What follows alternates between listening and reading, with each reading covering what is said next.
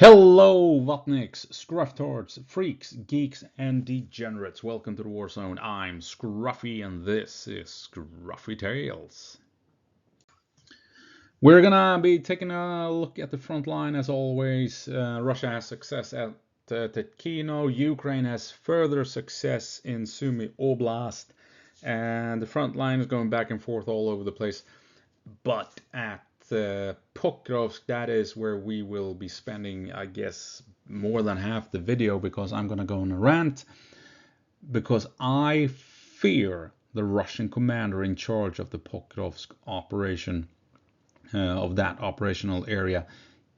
He does not behave like other Russian commanders. Whoever he is, he has a different way of doing things. He's slow, he's methodical, and he takes his time to get things into position before he makes a move, by the looks of it, and that is frightening as hell, to be perfectly honest. So yeah, we're going to be taking a look at the front lines, where Ukraine is doing well, where Russians are struggling to advance, and then for the most of the video you will hear me rant about the Russian commander in charge of the Pokrosk operational area, and yeah, it's a long rant. Why I fear his method and his approach to warfare in and around Pokrovsk. So let's get into it. Right, so we're starting off with Andrew Perpetua's map, and oh boy, a lot of stuff has happened. So we got a few things to look at. We're going to zoom in on Tetkino. We can see that Andrew Perpetua has now given Russia the entirety of the factory and parts of town as well. We know that Mayakovsk 73 has for some time given Russia the entirety of Tetkino and some of the surrounding area as well. Russia is forcefully at pushing Ukraine back. We saw in one update Ukraine was sending drones into Reshivka. We go back a couple of days. Here we go. Ukrainian drone attack deep into Reshivka along the railroad here, indicating that Russia was applying pressure to this cemetery, the graveyard, that Russian middle bloggers had identified as a Ukrainian stronghold, a heavily fortified position, more than likely the street north of the cemetery here, with these woods and these buildings being part of those heavy fortifications. But so this is what we're seeing here on the 28th, and then we're moving up again and things return. So unclear what happened here, but quite clearly Russia is advancing strongly into Tetkino in the last couple of days. And moving up, we can see more Ukrainian strikes, drone attacks north of the cemetery. And here we are on the 1st of August. And I mean, is it so strange that this is part of Russia proper? Russia has more than likely allocated a lot of manpower to secure its own territory. Makes perfect sense that they would apply this amount of pressure on Tetkino to try and push Ukraine out. And as always, this does work in Ukraine's favor. This forces Russia to allocate a lot of manpower within Russia itself, and all the resources and assets needed to keep these troops fighting locked in place within Russia instead of being used to fight within Ukraine. So it is a distraction, a diversion, forcing Russia to allocate vast amounts of manpower and resources within Russia itself away from Ukraine. And of course, the same goes for Sumy Oblast. Yes, we have troops in Sumy, in Ukraine, but all the resources and assets supporting these troops locked in place in Russia, having been moved out of Ukraine, moved up to Kursk into Russia, and they're now locked in place away from the front lines in southern Ukraine. And interesting, yes, so Russia has had success, but that also might be one of the reasons why we're seeing Ukrainian success over in Sumy. Maybe Russia has moved troops over here, to deal with the border issue around Tetkino, and Ukraine is now exploiting it in Sumy Oblast. Take a look what happens when we zoom in. Take a look. We're gonna have to go back a couple of days. Here we can see this is the top. I can actually show you here with the map here. You can see that out of Avdiivka, Ukraine pushed out this way and took the high ground. This is a big hill, as you can see. The waterways indicate the lower portions around the hill. So from up here, you have a downward slope into these valleys and a long downward slope this way. And Ukraine has quite clearly pushed up here and taken position of the top of the hill as indicated by Russian airstrikes. And that would be this windbreak here on the 29th, I think. Yeah, take a look on the 27th. This is where Ukraine began in earnest pushing into this windbreak on the top of this hill, and Russia is bombing them like crazy. And more bombardment on the 29th. And take a look what happens here on the 31st of July. Russia is now bombarding this windbreak. So Ukraine pushed up this way, has since pushed up this way, contesting the Russians, forcing them back. And take a look what happens here. Russian drone attack. Way out east from the hill in this valley, threatening Oleksivka from the north. And we've been talking about this, that the Russians in Oleksivka were afraid of being encircled. We were talking about this farm. Andrew has this farm as under Russian control. Which other map has it as Ukrainian? Is it? No, not here. Which map showed that farm as Ukrainian? Never mind. At the moment, the farm is under Russian control by the looks of it. This is apparently a Ukrainian strike according to Mayakovsk 73. But if we move over to the Ukraine control map, you can see the same strike here. And the Ukraine control map says here, Russian 177th Marine Regiment strikes Ukrainian positions near Andriivka. So if they can pinpoint which Russian unit attacked this location, I'm pretty certain it's safe to say that Russia is attacking Ukrainians, since we have a specific Russian unit highlighted as taking part in that attack. And here we also have some more. And this is, by the way, from the 1st of August. So this is quite recent. Yesterday, I'm recording this on the early morning hours of the 2nd of August. So yesterday we had this confirmation. And here we have Russian interception of Ukrainian drones, so not Ukrainian troops on the ground. But as you can see here, 31st of July, Russian striking Ukrainian positions. So Ukraine is pushing strongly in this part of the battlefield. And the reason is Russia doesn't have all that many positions to hold or defend. I mean, Russia is in this windbreak here, surrounded by farmland. They're in the valleys, but I mean, these valleys are filled with lakes. If we zoom in, narrow stretches of woodland right next to these lakes. Again, very few positions for the Russians to actually defend, making them easy targets for Ukrainian airstrikes, drones, and artillery and mortars, right? So if you hammer the positions here before pushing up with infantry, you're bound to hit some Russians, and then you can move in and mop up with infantry. So I'm thinking that is what's happening. Ukraine, and you can take a look at this shelling on Andriivka by the Russians here. So Ukraine is pushing out of Kindrativka, coming up north of Andriivka, and they're now beginning to apply pressure in this valley, and by the looks of it, trying to come in north of Oleksivka. And if they can come in this way, I guess this is where they want to go in the end, coming in this way through these windbreaks. If they can come in between Oleksivka and Volodymyrivka, the Russians are in trouble. Then they only have this road to move in through to reach the town and supply it. Ukraine is pushing hard in Sumy Oblast, and I pointed this out so many times. This was a massive trap.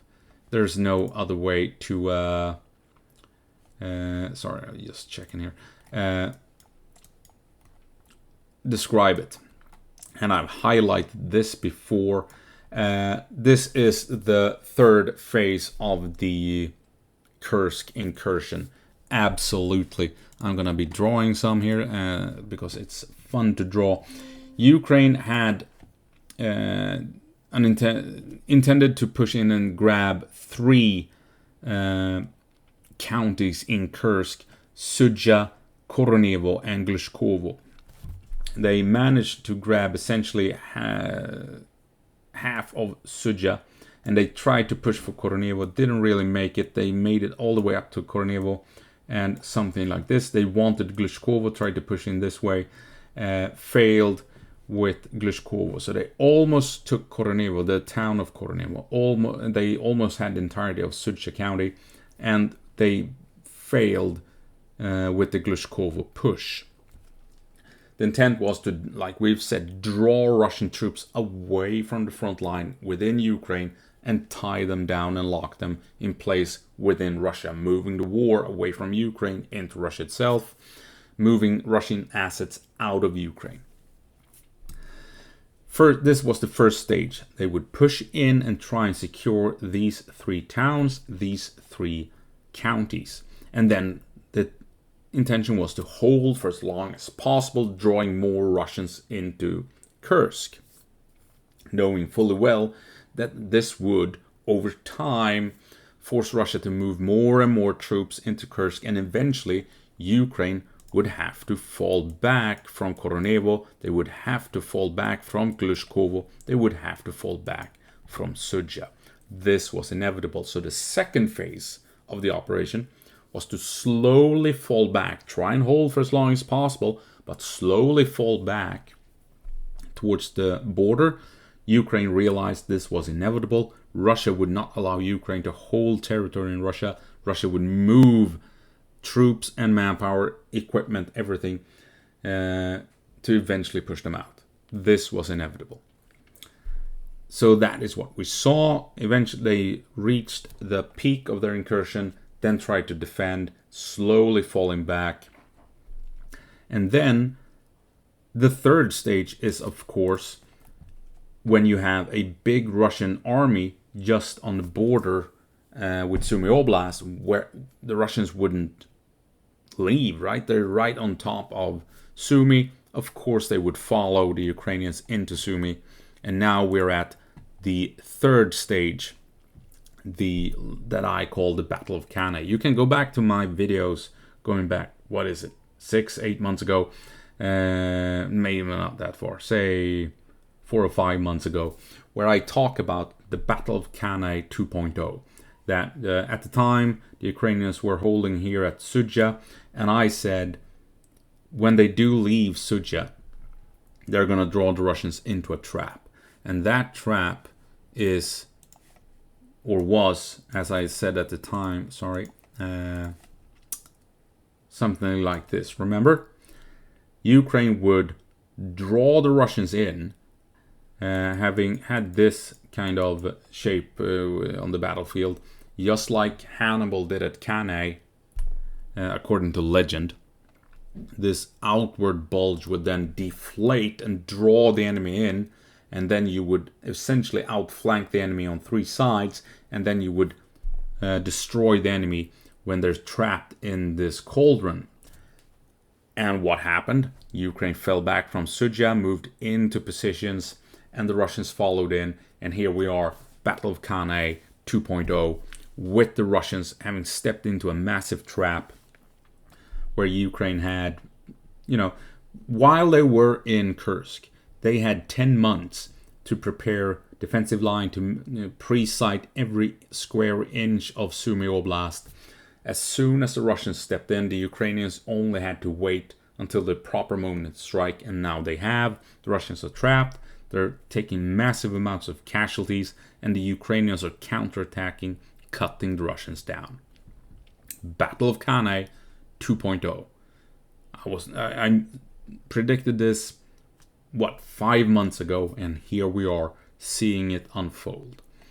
The third phase of the Kursk incursion, and of course this is drawing even more Russian troops, Russian assets away from the battlefields in southern Ukraine into Kursk, into Russia, where they're now trapped and locked in place in Russia instead of doing horrendous shit down along the southern front lines of Ukraine.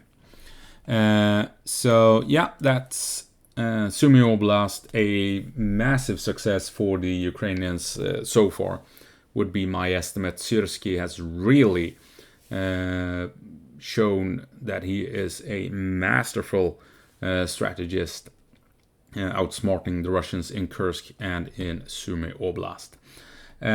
So yeah, it does look as Ukraine is trying to move in to isolate Oleksivka next. Let's see if they can liberate the town in the end. Let's see if we move up to the first. Not much happening here. No, massive Russian artillery strikes all over the place around Myropilya. We've seen that before. Moving down to, let's see, moving down. This is interesting. Ukrainian counterattack, capturing trenches. You can see here Russia has been pushing, trying to reach Torosky. So you have Ukrainian counterattacks on the flanks up here, north of Torosky, and southeast, coming up behind the Russians, pushing in to trying to secure Torosky. Interesting moves by Ukraine. Massive assaults all over the place here along the Siversk front. Russia is trying these big mechanized motorized assaults, supported by, as you can see, massive amounts of artillery. They are pushing forward, absolutely, that can't be ignored. But Ukraine is scoring lots of kills as Russia is trying these big mechanized motorized assaults in the area.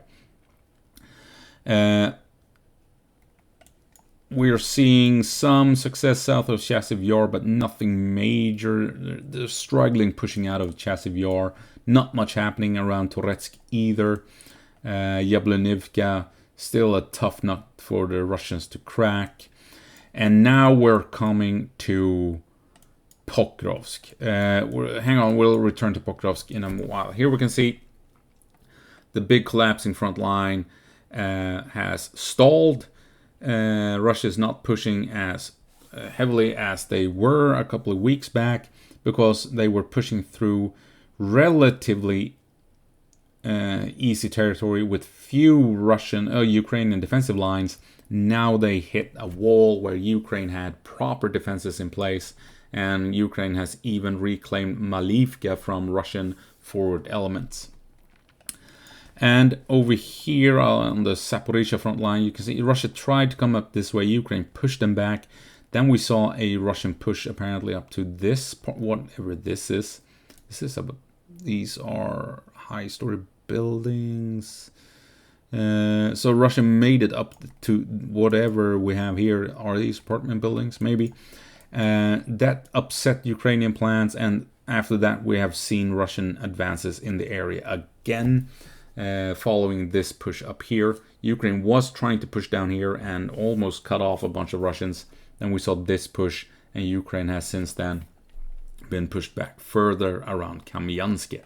Now we're gonna head up to Pokrovsk, where a lot of stuff is happening. We can see here that Andrew Perpetua has expanded the area that is contested to Satushok, outside of Fedorivka. Not much happening with this push. Not much happening around Novotoretsky either. We know Russia's advancing here, trying to come up towards Shakova. They're trying to move around Poltavka. I can show you on Deep State's map here. If we're moving down, here you can see you have some moves by Russia trying to come up north of Poltavka by the looks of it. Fedorivka Suvorova, according to the Deep State map. But here you can see, just like Andrew, we have Russians trying to advance around Surovova. What does the Ukraine control map say? If we move down to take a look, indicating the same. He calls it Satushok, Fedorivka, and yeah, the Russians are trying to push through here at the lakes, but not making that much headway. That said, I will show you this map, ISW. Take a look. Quite the difference. Here you have, according to ISW, confirmed Russian presence pushing in north of Rudinske, as well as having confirmed Russian presence within Pokrovsk itself. Now, here's the thing. ISW reports that a lot of these now confirmed moves, especially in the center of Pokrovsk, but also up here, by all accounts, involve small units of highly specialized Russian forces, saboteurs, infiltrators. We're talking Spetsnaz-ish units, 4-man strong, 6, 8-man strong maybe, small units sneaking their way in, intent to disrupt Ukrainian lines from within and from behind. So, and ISW also talks about Russian mill bloggers discussing this, that these are small infiltrator units designed for sabotage and intelligence gathering, and a bunch of Russian sources falsely, or not maybe falsely, but they misjudge the situation and claim that these are big Russian advances, when in fact it is small units doing hit and run ambushes, maybe getting caught in a firefight as the Ukrainians hunt them down and stuff like that. So since we have confirmed Russians moving around, we get updates like we see here on ISW with a big Russian push. As same thing here. So that is what ISW is themselves reporting, that these are more than likely small units of elite Russian units, capable soldiers with a lot of patience, that carefully, they take their time, they sneak through Ukrainian defensive lines, and then emerge behind Ukrainian positions, within Ukrainian positions, with intent to cause as much chaos and panic and confusion as possible. And since we have the fog of war is thick in and around Pokrovsk, we get all of these claimed Russian advances, as we can see here, and then we have some confirmed Russian presence when we do have an eventual confrontation with these elite units, or when they do assault Ukrainian logistics. So this is what appears to be happening in and around Pokrosk, and I want to talk about this a bit because the fact that this is how the Russian commander in charge of Pokrovsk has chosen to fight this battle, I'm well and truly willing to admit this. This concerns me. Now take a look at how other Russian commanders conduct the war. I mean, up here in Sumy Oblast, the commander in charge of this battlefield walked straight into a trap, right? Like we predicted. That Ukraine knew that at some point that would be pushed back. They knew Russia would follow them into Sumy Oblast. Ukraine had prepared a big, massive trap, and Russia walked straight into it. And they are suffering massive casualties as a consequence, right? If we move down to, say, Siversk, this Russian commander is just throwing armor and transports and what have you at the Ukrainians, and they are getting schwacked by Ukrainian drones. Yes, they are advancing, but at a massive cost in life. This Russian commander, he's trying to force his way through Ukrainian lines with mechanized units and motorized units, and losing a lot of Russian lives as a consequence. The commander in charge of Toretsk, he just went straight into town, fought his way through New York, fought his way through Toretsk, and now he's struggling pushing through because he's lost so many troops, and it's wide open territory beyond Toretsk, and Ukrainian artillery, Ukrainian drones has effectively slowed down this advance, and it has been a tremendous loss of life for the Russians achieving these very few gains. I mean, we're seeing a pattern here, right? Same thing here. The Russians tried to push through, hit a wall, and boom, they can't advance, and they're just getting shredded along this main Ukrainian defensive line. But then we have the Russian commander in command of the Pokrovsk operation. He is conducting this like no other Russian so far. I mean, remember how they took where the hell is it? Bakhmut. Where is it? You're hiding. Here we have Bakhmut, right? Big, massive assault. They tried to move in on the flanks, but a big push into the center, right? Same as Toretsk, big push into the center. When they took Avdiivka, big push into the center as well. They tried to come on the flanks, didn't happen. Big push into the center. Once Ukraine lost artillery supplies from the United States. What is this commander doing? He has been outside of Pokrovsk for, what is it, 8 months, 10 months? When he pushed out to Mirnorad here, then spent months on end trying to push through here, to come up through Kotlina, trying to cut logistics into town to the west. He got stuck on Kotlina and Udachne. Did not enter Pokrovsk, did not enter Mirnorad, despite getting stuck. Instead, he made sure he took ground south of Pokrovsk, so now he has all of this space to position artillery that can help him push up through Kotlina to reach Ryshine, for instance. Because now he can spread out artillery all over the place and making sure they're not easy targets for Ukrainian drones. Pushing back Ukrainian air defenses as well, opening up a corridor for Russian jets to fly in and drop bombs on Pokrovsk and Mirnorad.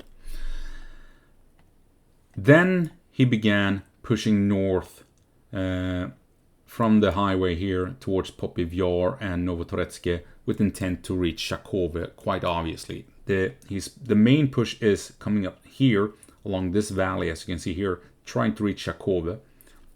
He has made this sharp push up here to cut the supplies, coming through Shakove and reaching this main supply line, coming down through Rodinsky into Pokrosk, right? So this push to the east, the main goal has been, like I've been saying, cutting supplies from Shakove and then being able to push in towards this main supply line coming in from the north, eventually. Not once trying to push in ahead of schedule into Mirnorad and Pokrovsk. Because like we've said, if Russia does that, it's going to be a meat grinder, just that, like we saw at Bakhmut, Toretsk and Avdiivka, and it will cost Russia an immense amount of casualties to achieve victory. So he has stayed out of Pokrovsk and Mirnorad, coming up, now threatening Shakove. How has he achieved this then? Right? The moment he was starting to threaten Shakove here, he began pushing in from the south into the outskirts of Pokrovsk, forcing Ukraine to allocate manpower into town to prevent this big push into Pokrovsk, a big push into Mirnorad. But has he committed massive amounts of forces? It does not appear that is the case. Instead, he is using these smaller units of patient, capable, skilled Russian soldiers that are sneaking their way through Russian lines, infiltrating Ukrainian lines, attacking them from within, striking their logistics. So this push here is more than likely Russian saboteurs and special forces operating behind Ukrainian lines, and they more than likely attacked a couple of logistical vehicles running through here. And now we get contested area because you have these Spetsnaz-ish units operating behind Ukrainian lines. We're seeing the same thing here with ISW showing Russians coming up this way. Again, it's talk of small units of Russians operating behind the Ukrainian lines, striking logistics coming in from the north towards Rudinsky. Same thing here at Pokrovsk. All of this, the Russian units found here, Russian units found in the center of town, appears to be small units of Russians infiltrating and assaulting Ukrainians with hit-and-run ambushes all over town, disrupting the Ukrainians, confusing the Ukrainians. Are we overrun? Are they? Do we have a large force of enemies behind us? Have they made a big push? The Russian commander who is in charge of Pokrovsk appears to not believe in the big, massive assault until he's ready for it. Instead, he's sending in small units of what I assume to be hand-picked, capable Russian veterans that are patient, skilled, and know when it's time to open fire on a target. And they are infiltrating the front line all over the place.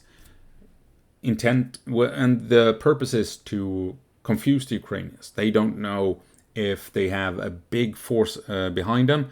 Is that a distraction, and maybe a big assault is coming shortly after this distraction takes place? Ukrainian artillery and mortar positions might be hunted down this way with these units. They might locate Ukrainian supply lines by just watching how Ukrainians maneuver and move with their trucks, and where they go to hide and rest and stuff like that. I think that this Russian commander is something very unique in the Russian army. He does not want to attack head on, for the reasons I've been talking about for 8 months now. In Pokrovsk and Mirnorad, Ukraine can crush the Russian army. And whoever is in command of this, he knows it. He's taking his time. He does not want to enter these towns prematurely, because he knows that gives Ukraine the advantage, and it is a massive advantage. He wants the supply lines before he enters in earnest. And he doesn't want to waste manpower just throwing people at the front line. He's infiltrating to cause confusion, to force the Ukrainians to mistrust each other. If the infiltrators have Ukrainian uniforms, you don't know who to trust. You don't know which road is going to be hit next. So they make a hit and run attack, they relocate, and then move a kilometer or two to attack at another location. Now, we've seen Ukraine dropping drone strikes on buildings inside of Pokrovsk, so obviously Ukraine has stepped up the surveillance within Pokrovsk, and as soon as they see something moving, they have to double check with all units who is moving in this part of town, and all units in this area have to call in where they have their troops, and that is how the Ukrainians have spotted the buildings in question where the Russians are hiding. No one is in that building according to the units operating in this area, so you drop the drones on them, and that's how you hunt down the Russians in this case. But yeah, this Russian commander, I have huge respect, not respect in a good way, but in the worst way. I have huge respect for this man in the worst way possible, because he does not intend to crush the Ukrainians just by swarming them with zombie hordes of Russians. He is using artillery. He is using special forces. He is using drones, and he is going for logistics to weaken Pokrovsk and Myrnrad. And when he does launch his big assault to enter the towns, these two cities, it's going to be when it is at the most advantageous for Russia.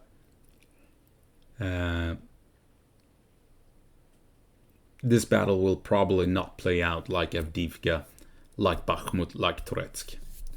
I was hoping that it would, because that would have favored Ukraine. But whoever is in command of this operation right here, I'm afraid he knows what he's doing. He knows how to utilize the veterans in his army. He knows how to utilize his artillery. For instance, we've seen a lot of artillery strikes in the areas leading into this contested area, through here. That effectively isolates this part of town, since Ukraine can move readily through here because of all the artillery strikes. And that makes it more easy for the Russians to push in, clear out buildings, because the Ukrainians who are down here are isolated. They can't really get reinforcements. They can't get a steady stream of supplies and resources into the area, since they are isolated by the artillery barrages. And now the Russians have infiltrated further in with these capable troops, veterans more than likely of months, maybe even years. And they have the patience to bypass Ukrainian positions, to sneak past, and they know when to open fire without risking getting overrun and killed within a few minutes or within the hour. Yeah, I don't know if I'm making sense here, but the commander in charge of this operation, taking Pokrovsk, the guy knows what he's doing. Unfortunately, he is not a brute like the commanders in charge of other parts of the front line. He's a savage because he doesn't care about the lives of his soldiers. He's still going to sacrifice them en masse when the time is right, but that's the thing. He's going to wait until the time is right to throw away their lives to achieve his objective. Until then, he will cause confusion. He will try and dislodge Ukrainians with these infiltrator units, finding the gaps, forcing the Ukrainians to allocate more and more manpower to secure the rear of the lines instead of the front lines. And when the time is right, he's going to find a way to push through. And when he's through, he's going to probably send in everything he has to punch through properly, to reach deep within the Ukrainian lines. And then we'll see how it goes with Pokrovsk and Myrnorad. Yeah, long rant. One more thing here that I want to show you. We actually have a Ukrainian counterattack a couple of days ago. If we move back, here we go. Let's see here. Contested on the 23rd. On the 24th, Russian drone attacks against these trenches. So Ukraine obviously pushed back in, reclaimed these trench lines. Small victory for the Ukrainians, could be crucial in the end, you never know. You also have some trenches here that are contested, but yeah, more than likely under Russian control, right? Kind of looks like it. But yeah, that was on the 24th of July. We're now on the 1st of August. And yeah, this rant just keeps on going. I'm worried about this guy, whoever he is, in command of this battle. He is not behaving like the other Russian commanders. He is not trying to brutalize his way through Ukrainian lines, not to the same extent. He's trying different methods, different tactics, right? And not just sheer brute force. He's trying to, infiltrate the Ukrainian lines, disrupt them from within, and softening them up with artillery and everything, and setting the stage for the proper pushes. And when those pushes come, I think we're gonna notice them. That is my fear when we're talking Pokrovsk and Myrnorad. And this is gonna have to be the end of this very long rant. So yeah, long rant at the end there. Sorry for that. It is what it is. So yeah, Pokrovsk is not playing out the way I thought it would. Mainly because the Russian commander, he is not doing the frontal assault, not throwing masses of troops at the enemy. Well, he might be doing it, but he's also doing it in combination with these smaller units infiltrating the Ukrainians, causing havoc behind the front lines and within the front lines. But yeah, on a brighter note, I guess, to end this, is that Trump has revealed that Russia has in 2025 alone so far lost 112,000 killed in action, compared to Ukraine losing 8,000 killed in action. And that gives Ukraine a 14-to-1 kill to death ratio. And that ain't half bad. And Vatniks, you're gonna be pissed off, but it makes sense. It actually does, considering that if you go up against trenches with conventional wisdom, you need a 5-to-1 advantage to take casualties and have enough manpower afterwards to actually clear out the trenches and win the firefight. That was before drones. Now imagine when you add drones, and drones fly in and destroy all the vehicles trying to reach those trenches. Yeah, it's not that strange that you quickly push those numbers up from 5-to-1 to that you need 10-to-1, 15-to-1, 20-to-1. Add into that all the city fighting going on, or urban fighting going on at Toretsk, Chasiv Yar, and stuff, places like that. Where you need 20, 30, maybe 40-to-1 to overcome the enemy in a firefight through a building, when drones keep flying in and hitting you, even when you're hiding in a basement and what have you. It's not all that strange when you think about it, that Ukraine might have achieved a 14-to-1 kill ratio, since they have been on the defensive this entire year, and Russia is continuously attacking and pushing and attacking and pushing. And that exposes the Russians to the drones, to the artillery, to everything. And that is when you can actually push these numbers up to what Trump suggests, that Ukraine has achieved a 14-to-1 kill to death ratio in 2025 so far.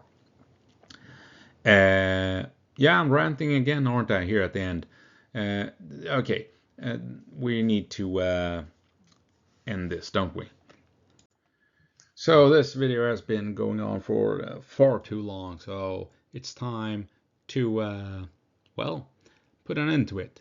As always, go på marsch, Ukraine, and give them hell.